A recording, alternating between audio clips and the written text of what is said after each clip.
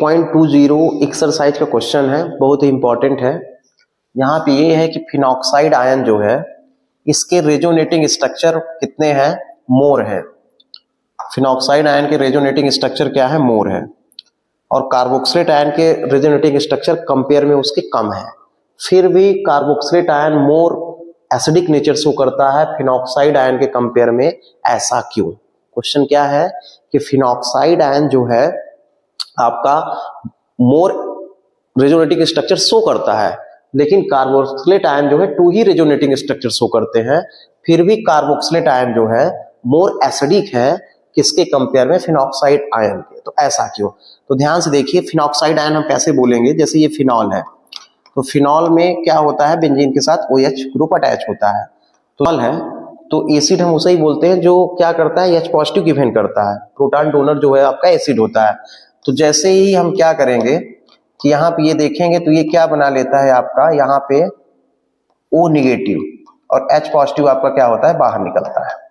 ठीक है, तो आप ये देख रहे हैं जो ये फिनॉक्साइड है C6H5O, तो इसका रेजोनेटिंग स्ट्रक्चर कितना है, 1 to 5 है। ठीक है, अब कार्बोक्सिलिक एसिड की बात करते हैं तो RCOOH है आपका।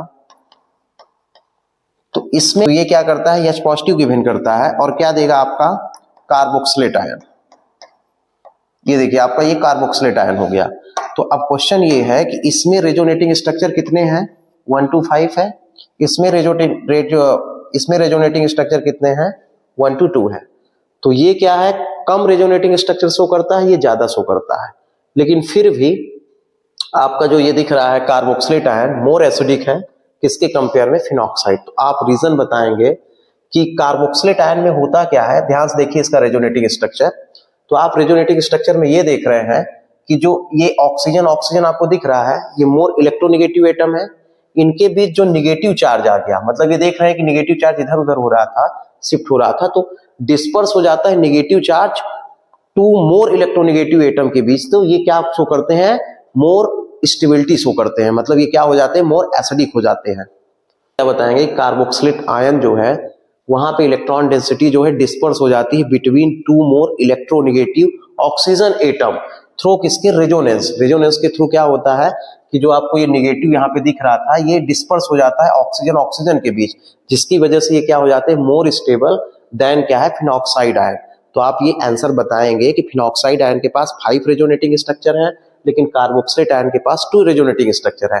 फिनॉक्साइड आयन पे क्या होता है कि 5 रेजोनेटिंग स्ट्रक्चर बनते जरूर है, लेकिन यहाँ पे क्या हो रहा है कार्बोक्सिलेट आयन पे कि 2 मोर इलेक्ट्रोनेगेटिव एटम है ऑक्सीजन, तो उनके बीच इलेक्ट्रॉन डेंसिटी जो है डिस्पर्स हो जाती है। जब इलेक्ट्रॉन डेंसिटी डिस्पर्स हो जाएगी थ्रू रेजोनेंस, तो ये क्या हो जाएंगे, मोर स्टेबल हो जाएंगे। जब ये मोर स्टेबल हो गए तो क्या होगा कि ये मोर एसिडिक होंगे कंपेयर टू द किससे, फिनॉक्साइड आयन से।